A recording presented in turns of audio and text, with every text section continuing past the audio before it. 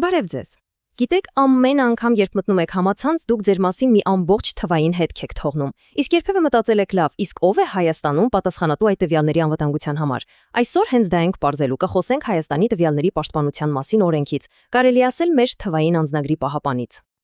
Եվ գիտեք, որն է ամենակարևորը, Հայաստանում տվյալների պաշտպանությունը սովորական օրենք չէ։ Չէ, սա հիմնարար սահմանադրական իրավունք է։ Այո, հենց սահմանադրությամբ ամրագրված։ Սա նշանակում է, որ ձեր անձնական տեղեկատվության գաղտնիությունը պաշտպանված է երկրի ամենաբարձր օրենքով։ Սա շատ լուրջ հայտ է։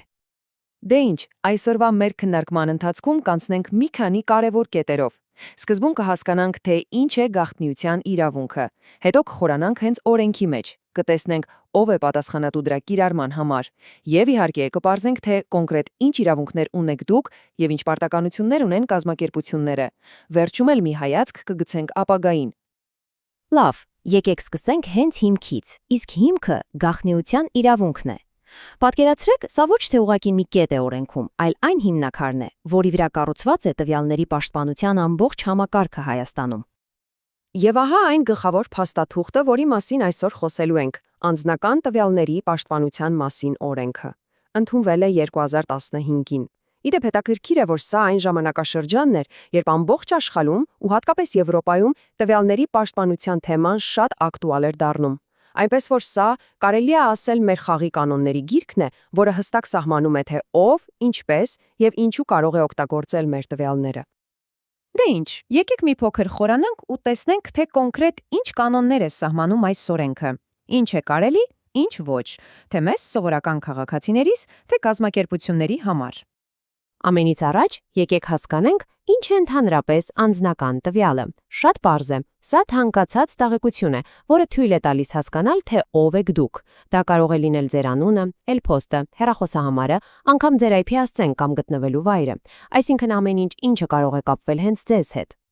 Բայց այստեղ մի շատ կարևոր նրբություն կա։ Ոչ բոլոր տվյալներն են, այսպես ասած, հավասար։ Օրենքը դրանք բաժանում է երկու խմբի։ Կան ընդհանուր տվյալներ ու կան հատուկ կատեգորիաներ։ Այս սրանք շատ ավելի զգայուն են, օրինակ, ձեր առողջության մասին տեղեկությունը, կրոնական կամ քաղաքական հայացքները, կենսաչափական տվյալները։ Բնականաբար այս տվյալները պաշտպանվում են շատ ավելի խիստ, որովհետև դրանց արտահոսքի հետևանքները կարող են շատ ավելի լուրջ լինել։ Լավ, օրենք ունենք, կանոններ ունենք, բայց ով է հետևում, որ այս ամենը իրականում կյանքի կոչվի։ Եկեք ծանոթանանք, այսպես ասած, տվյալների աշխարհի վերահսկիչի հետ։ Հայաստանում այս կարևոր գործով զբաղվում է անձնական տվյալների պաշտպանության գործակալությունը կամ կարծ ԱՏՊԳ-ն։ Սա հենց այն պետական կառույցն է, որի խնդիրն է վերահսկել, որ օրենքը ճիշտ կիրառվի եւ հանդես գալ որպես մեր բոլորի թվային իրավունքների պաշտպան։ Իսկ կոնկրետ ինչ է անում ԱՏՊԳ-ն։ Դե նախ, եթե դուք բողոք ունեք, կարծում եք, որ ձեր տվյալների հետ կապված ինչ-որ բան այն չէ, դիմում եք հենց նրանց։ Նրանք քննում են ձեր դիմումը։ Բացի դրանից, գործակալությունը խորհուրդներ է տալիս կազմակերպություններին, որպեսզի նրանք հասկանան, թե ինչպես ճիշտ վարվել տվյալների հետ։ Իսկ եթե խախտումը քրեական բնույթի է, ապա արդեն դիմում են իրավապահ մարմիններին, ու ամեն տարի էլ հանրային զեկույց են հրապարակում իրենց գործունեության մասին։ Հիմա եկեք խոսենք ամենահետաքրքիրից, հենց ձեզնից ու ձեր իրավունքներից, որովհետև այս օրենքը ի վերջո ձեզ համար է։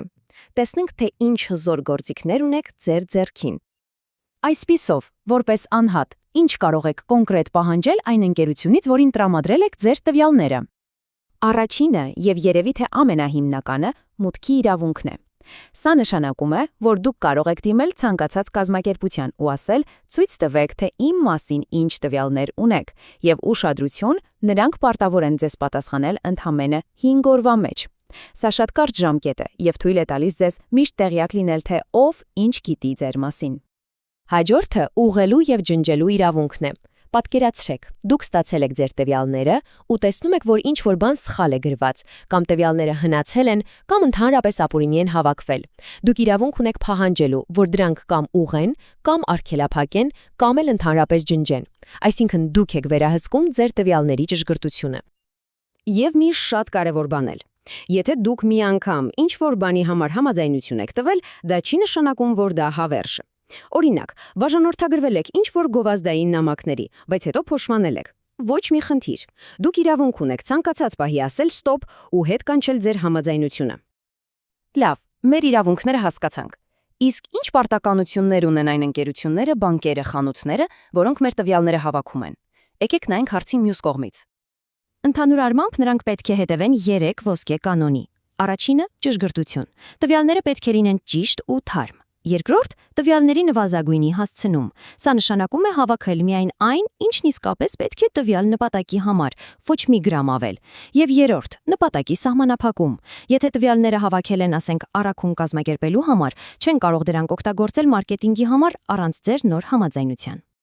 Իսկ ինչ պետք է անի ընկերությունը, եթե աստված մի արածցե տվյալների արտահոսք է տեղի ունենում։ Այստեղ օրենքը շատ խիստ է ու պահանջում է 3 պարտադիր քայլ։ Առաջինը՝ անմիջապես հրապարակային հայտարարություն անել, որպեսզի մարդիկ տեղյակ լինեն։ Երկրորդը՝ պաշտոնապես հայտնել ոստիկանությանը, եւ երրորդը՝ զեկուցել անձնական տվյալների պաշտպանության գործակալությանը։ Այսինքն, թաքցնելու ու լուռ մնալու տարբերակ պարզապես չկա։ Թափանցիկությունը պարտադիր է։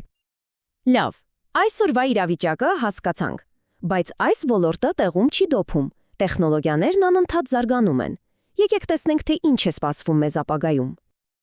Այս ժամանակացույցը լավ ցույց է տալիս Հայաստանի անցած ճանապարհը։ 2012-ին միացանք միջազգային կարևոր կոնվենցիայի, որը կարելի է ասել հիմք դրեց։ 2015-ին ունեցանք մեր սեփական տեղական օրենքը, իսկ հիմա արդեն նայում ենք առաջ։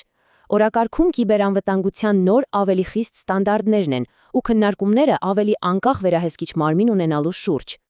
Իսկ ինչ է նշանակում օրինակ համապատասխանեցնել ISO ստանդարտներին։ Դե եթե շատ պարզ ասենք, ISO սերտիֆիկացումը մի տեսակ որակի նշան է, որը ցույց է տալիս, որ տվյալ ընկերությունը տվյալների անվտանգությանը շատ լուրջ է վերաբերվում, հետևում է միջազգային լավագույն փորձին։ Սա իհարկե միայն կբարձրացնի պաշտպանության ընդհանուր մակարդակը երկրում ու կավելացնի մեր վստահությունը տարբեր թվային ծառայությունների հանդեպ։ Եվ վերջում մի հարց, որի շուրջ արժե մտածել։ Մի կողմից ունենք տեխնոլոգիական աննախադեպ զարգացում, նորարարություն, իսկ մյուս կողմից գաղտնիության մեր հիմնարար իրավունքը։ Հենց այս երկուսի միջև ճիշտ հավասարակշռություն գտնելն է Հայաստանի համար գլխավոր մարտահրավերը։ Ինչպես խթանել նորարարությունը, չոտնահարելով այն իրավունքը, որն ամրագրված է մեր սահմանադրությամբ։ Այս հարցի պատասխանը թերևս կտեսնենք առաջիկա տարիներին։